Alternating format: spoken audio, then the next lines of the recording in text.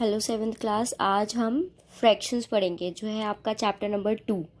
Okay, तो chapter number 2 जो fraction है उसमें हम इंट्रोडक्शन पार्ट पहले पढ़ेंगे कि मतलब फ्रैक्शन होता क्या है और फ्रैक्शन किसे कहते हैं, न्यूमरेटर क्या होता है, डिनोमिनेटर क्या होता है, ओके, होल नंबर्स क्या होता है और आपके फ्रैक्शन के काइंड्स क्या क्या होते हैं, इक्विवेलेंट फ्रैक्शन क्या होता है।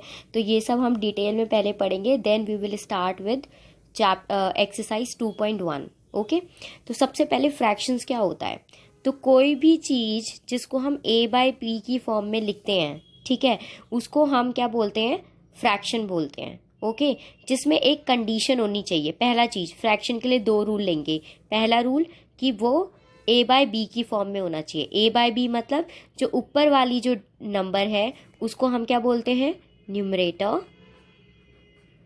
ओके, और जो नीचे वाली जो नंबर है उसको हम बोलते हैं डिनोमिनेटर।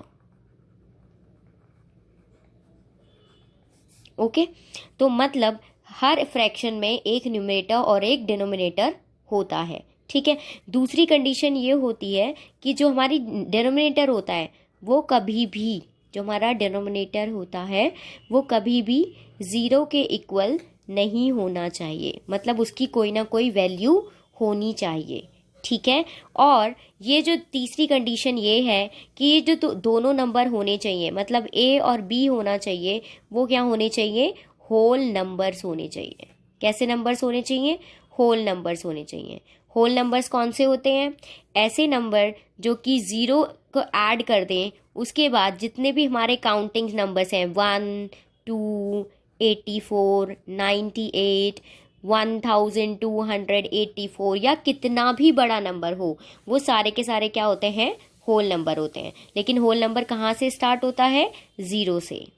ओके, ठीक है, तो इसका मतलब अगर मैं कोई नंबर लिखती हूँ 2/8, तो देखो सबसे पहले क्या ये फ्रैक्शन है, यस। क्यों, क्योंकि इसके ऊपर एक न्यूमरेटर है और नीचे डिनोमिनेटर है। दूसरी चीज, डिनोमिनेटर की वैल्यू कितनी है, 8 है। मतलब हमने क्या कहा था, पहली कंडीशन होनी चाहिए न्यूमरेटर और डिनोमिनेटर कभी भी 0 के इक्वल नहीं होना चाहिए। तो हमारे यहाँ पे डिनोमिनेटर की वैल्यू है कितनी, 8, और दोनों हमारे नंबर क्या हैं, होल नंबर्स हैं।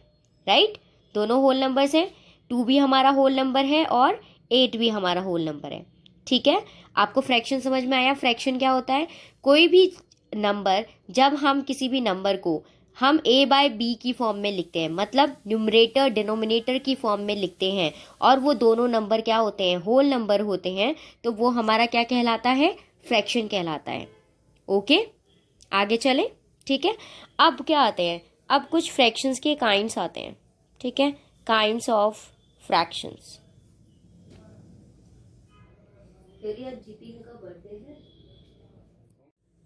अब फ्रैक्शन के काइंड्स पढ़ेंगे। ठीक है, सबसे पहले फ्रैक्शन हम कितने टाइप के हैं वो पढ़ते हैं। ठीक है, पहला जो है हमारा है प्रॉपर फ्रैक्शन। ओके, जो भी मैं ये यहाँ पे बना रही हूँ, ठीक है, ड्रॉ कर रही हूँ स्कीमेटिक, वो आप भी साथ साथ ड्रॉ करो। ठीक है, ये हो गया हमारा प्रॉपर फ्रैक्शंस। सेकेंड टाइप का जो फ्रैक्शन हो गया वो होता है बेटा इम्प्रॉपर फ्रैक्शन। कौन सा fraction, improper fractions. Okay, third type का आपका फ्रैक्शन होता है यूनिट फ्रैक्शन। कौन सा fraction, unit fractions, TIUNS। Okay, next आपका जो फ्रैक्शन हुआ वो होगा आपका लाइक फ्रैक्शन। कौन सा फ्रैक्शन बच्चे, लाइक फ्रैक्शन। और लास्ट जो आपका फिफ्थ फ्रैक्शन हुआ वो हो गया आपका अनलाइक फ्रैक्शन। Unlike fraction. अब मैं आपको इसको एक एक करके एक्सप्लेन करूंगी, बट उससे पहले हम रिवाइज कर लेते हैं। तो हमारे काइंड्स ऑफ फ्रैक्शन में कौन कौन आता है, proper fraction, improper fractions, unit fractions, like fractions और अनलाइक फ्रैक्शंस। ओके, ठीक है, ठीक है। अब सबसे पहले प्रॉपर फ्रैक्शन क्या होता है इसको समझो। पहले एग्जाम्पल बताऊंगी, उसके बाद डेफिनेशन बताऊंगी, ताकि उससे अच्छे से समझ में आए। प्रॉपर फ्रैक्शन में जैसे मैंने लिया 3/8, ओके। और मैंने लिया 5/21, ओके। दोनों ही कंडीशन में अगर हम देखें, इसका न्यूमरेटर, इसका डिनोमिनेटर, इसका न्यूमरेटर, इसका डिनोमिनेटर, ये एक एग्जाम्पल है, ये दूसरा एग्जाम्पल है। तो जब हम फर्स्ट एग्जाम्पल में देखते हैं, ठीक है, तो हमारा न्यूमरेटर कितना है 3 और डिनोमिनेटर कितना है 8। न्यूमरेटर डिनोमिनेटर तो निकालना आता है, ठीक है।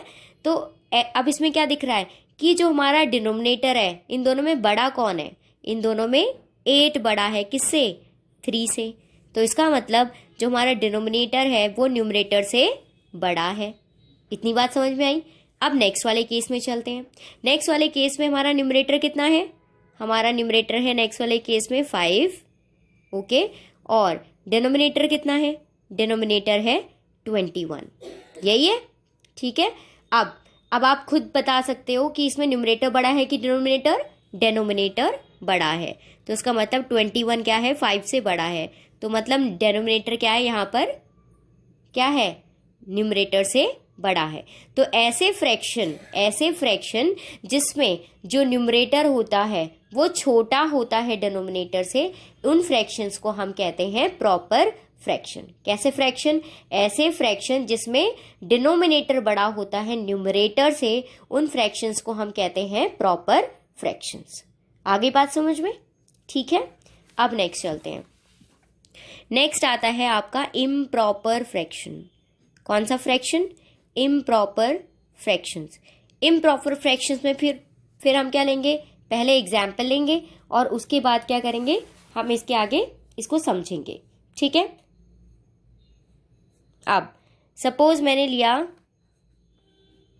9/2, एक एग्जाम्पल, और दूसरा एग्जाम्पल लिया 11/5, ओके।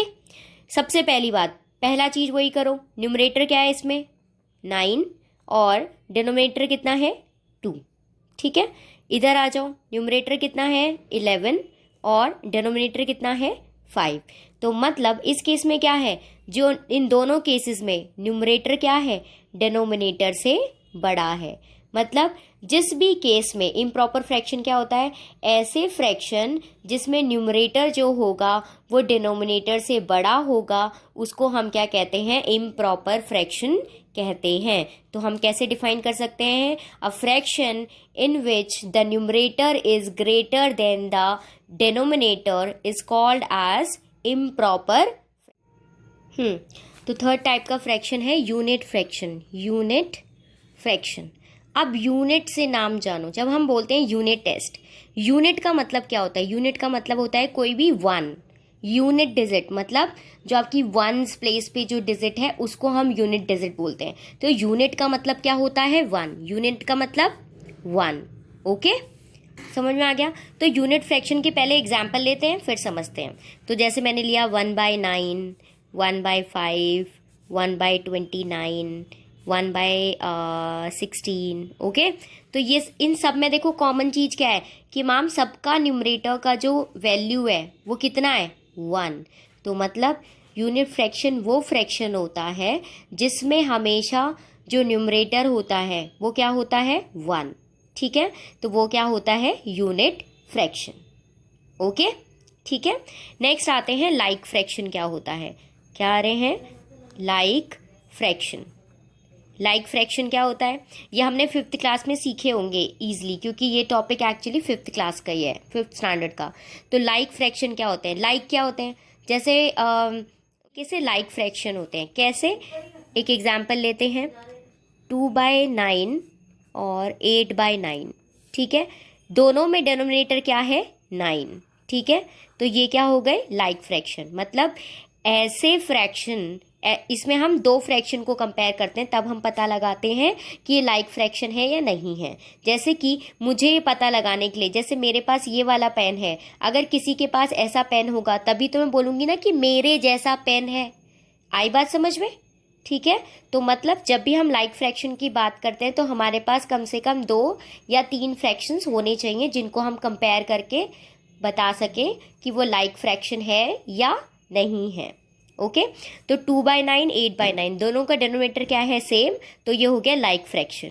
ओके, अगर मैं लिखती 3/16, 4/16, 9/16, 8/16, 9/20, ठीक है, तो ये सब क्या होते, ये सब यहाँ तक, क्योंकि सबका डिनोमिनेटर सेम है तो ये तो लाइक फ्रैक्शन होते, लेकिन जो लास्ट वन है ये वाला, ये हमारा लाइक फ्रैक्शन नहीं होता। क्यों? क्योंकि इसका डिनोमिनेटर क्या है, 20 है। ओके, आगे बात समझ में, लाइक मतलब एक जैसा। अब चलते हैं अनलाइक फ्रैक्शंस क्या होते हैं।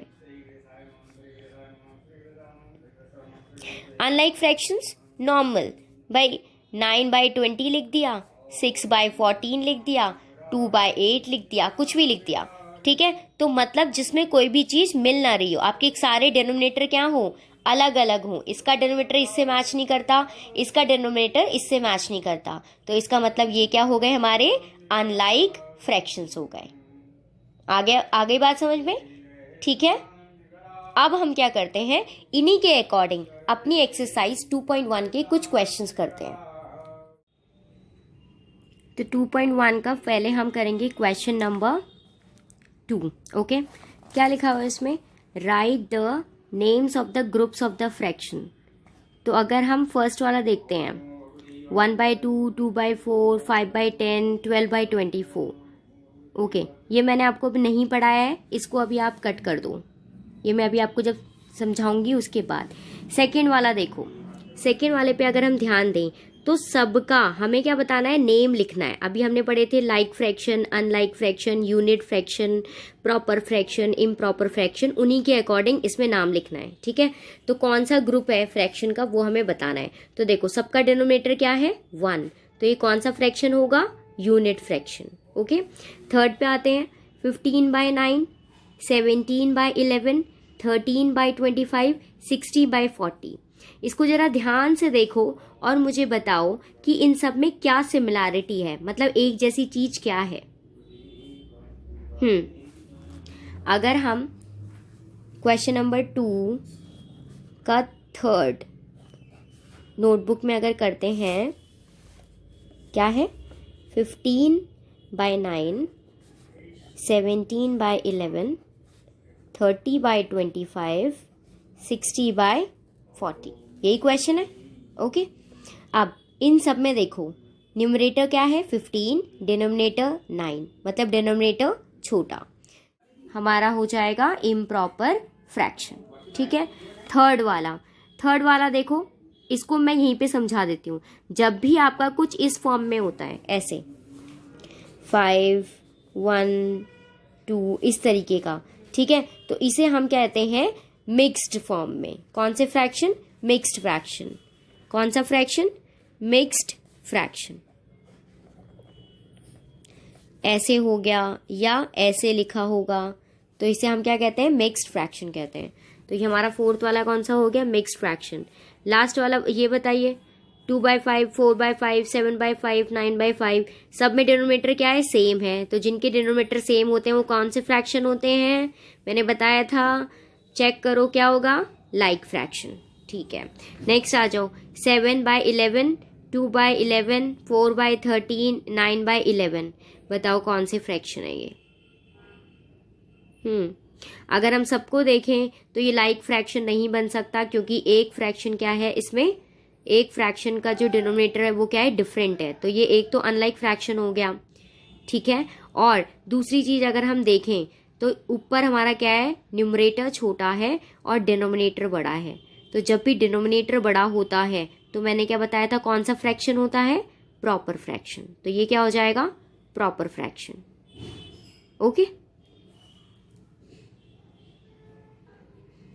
इसी तरीके से आपको क्वेश्चन नंबर 3 होमवर्क में करना है, चूज यूनिट फ्रैक्शन। आपको ये पूरा क्वेश्चन दिया है, राइट, इसमें से आपको क्या चूज करना है, यूनिट फ्रैक्शन।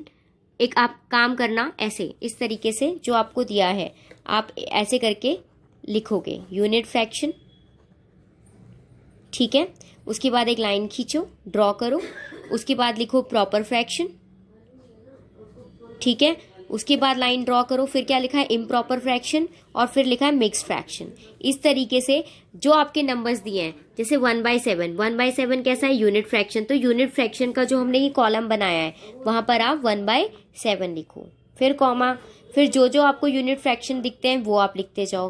प्रॉपर फ्रैक्शन की प्लेस पे प्रॉपर फ्रैक्शन, इम्प्रॉपर की जगह इम्प्रॉपर और मिक्स फ्रैक्शन की जगह मिक्स फ्रैक्शन। ठीक है, तो क्वेश्चन नंबर 3 आपका होमवर्क है।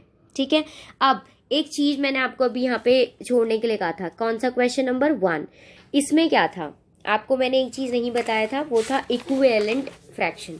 इक्विवेलेंट फ्रैक्शंस होते क्या हैं, पहले इसको समझते हैं। तो इक्विवेलेंट फ्रैक्शंस क्या होते हैं, ऐसे फ्रैक्शन जो वैल्यूज सेम वैल्यू रिप्रेजेंट करते हैं, मतलब ऐसे फ्रैक्शंस जो सेम वैल्यू रिप्रेजेंट करते हैं उन्हें हम इक्विवेलेंट फ्रैक्शंस कहते हैं। इक्विवेलेंट, ठीक है। इक्विवेलेंट फ्रैक्शंस जो होते हैं, जैसे कि ये वाला क्वेश्चन लेते हैं, क्या था 1/2, 2/4, 5/10, 12/24। ओके, अब इस क्वेश्चन पे आओ। ठीक है, हम सभी को काटना अब आता है कि किस तरीके से काटा जाता है। सबसे पहले इस नंबर को हम और नहीं कट कर सकते, क्यों, क्योंकि ये ऑलरेडी अपनी स्टैंडर्ड फॉर्म में 1/2।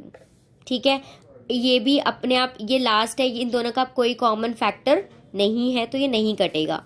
लेकिन जब हम 2/4 पे जाएंगे तो ये कटेगा, किससे, 2 1 जा 2, 2 2 जा 4, तो ये भी क्या बन गया 1/2। अब आ जाओ 5/10 पे। 5/10 क्या हो गया बेटा, 5 की टेबल में क्या ये दोनों जाते हैं, हाँ जाते हैं। कैसे, 5 1 जा 5, 5 2 जा 10, तो इसका आंसर भी क्या हो गया 1/2। लास्ट क्या बचा हमारे पास, 12/24। इसको देखो, 12 1 जा 12, 12/24, सबका आंसर क्या है 1/2। मैंने क्या बोला था, ऐसे फ्रैक्शन जो सेम वैल्यू रिप्रेजेंट करते हैं उनको हम क्या कहते हैं, इक्विवेलेंट फ्रैक्शन। तो इसलिए जो फर्स्ट था हमारा, ये कौन सा फ्रैक्शन है, इक्विवेलेंट फ्रैक्शन। ठीक है, तो इसी तरीके से हम करेंगे क्वेश्चन नंबर 4। क्या है, write 5 equivalent fraction to the following. किसका लिखना है, 4/5 का। तो अब हम 4/5 का इक्विवेलेंट फ्रैक्शंस कैसे बना सकते हैं, टेबल सभी को रीड करना आता है। ठीक है, 4, तो 4 2 जा 8, 5 2 जा 10 इजिकल टू। अब इक्विवेलेंट का मतलब होता है बराबर। जब मैं इसको काटूंगी तो मेरा आंसर यही आएगा। कैसे, 8/10 है, हमने करा 2 4 जा 8, 2 5 जा 10, आ गया 4/5। आ गई बात समझ में। तो उसी तरीके से हमने करना है, पहले आप 5 टाइम्स 4 की टेबल वो कर लो और फिर 5 टाइम्स 5 की टेबल। तो 4 2 जा 8, 4 3 जा 12, 4 4 जा 16, 4 5 जा 20, 4 6 जा 24। अब नेक्स्ट इधर चले, 5 3 जा 15, 5 4 जा 20, 5 5 जा 25, 5 6 जा 30। इजी है, हो जाएगा, है ना।